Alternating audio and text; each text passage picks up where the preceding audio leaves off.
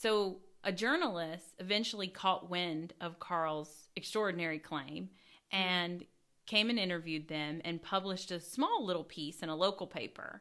And he was 9 years old when this happened. And then that attracted the attention of this magazine called Women's Own magazine. And that even went on to be published in Germany, because they're in England. It was in a Berlin newspaper. So it was getting around. And it even came to the United States, and there was some professor that was all interested in him and went over there, or sent somebody over there to interview him and investigate. And they took part in all of this. But as it became more public, it just got worse and worse at school for him. So he basically shut down after that, and he just quit talking about it. He was coming home in tears all the time. Kids were calling him Adolf Hitler. They were doing Nazi salutes, when he came into the room and stuff like that. It was bad, and he couldn't take it anymore, so he just quit talking to his parents about it. He just wanted it to go away, basically. Poor kid. So when he was about 13 years old, the memories kind of started to fade, that, or he wasn't talking about it. But by 13, he was like, nope, I don't remember any of that. At 16, he left school and started working at the British Rail. Then in later years, he got into a relationship and he started a family. He was moving on. He was doing good.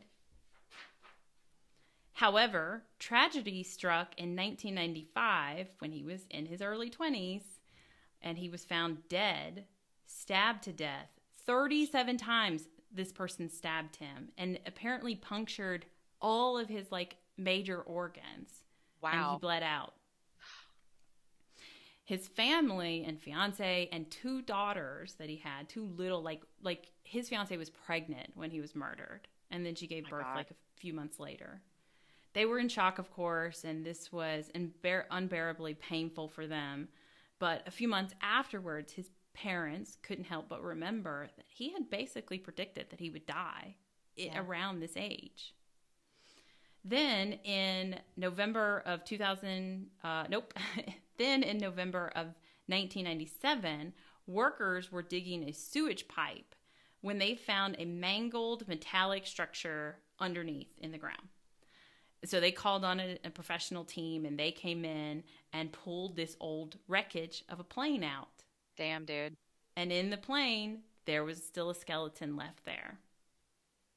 It was a German bomber plane also, and they looked up the records or whatever, and they figured out that this was some plane that had crashed in January of 1949.